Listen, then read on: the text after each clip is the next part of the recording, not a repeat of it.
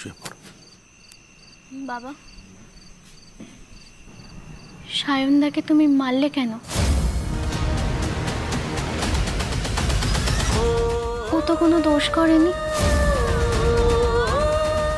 কেউ একটা কিছু আমাদের নামে লিখে দিয়ে গেল আমাদের বদনাম করার জন্য, আর তুমি সেটা দেখে সায়নদাকে মারলে, বাড়ি থেকে তাড়িয়ে দিলে। আমি সায়নদাকে চিনি বাবা, সায়নদা ওরকম ছেলে নয়। সায়নদা খুব ভালো ছেলে বাবা। বাবা, একবার সায়নদার জায়গায় নিজেকে বসিয়ে দেখো। যদি কোনো দোষ না করে বিনা দোষে তোমাকে শাস্তি পেতে হয়, তাহলে কতটা খারাপ লাগে, কতটা কষ্ট হয়। একদিন তোমার উপরেও এটা হয়েছিল বাবা, তুমি কষ্ট পেয়েছিলে।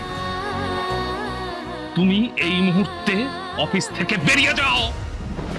যদি আমার কোনো অন্যায় থাকে তাহলে স্যার আমার মোবাইলে দুটো চড় মারুন, আমার বরখাস্ত করবেন না স্যার। তোমার চাকরি, এই নাও তোমার লোটা কম্বল ধরো, এই নাও।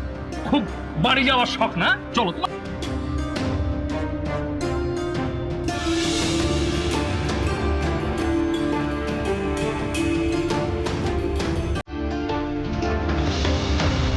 জানো বাবা, সায়নদের কাছে অঙ্ক শিখে আমার অঙ্কের বইটা অনেকটা কেটে গিয়েছিল, সেটা আবার ফিরে এসেছে।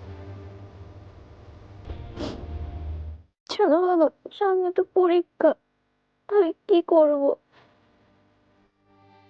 বলো না, কি করব? সব ঠিক হয়ে যাবে মা। বিমান ভগবান দাস প্রতি সোম থেকে শনি রাত 8টায় জি বাংলা সোনারে।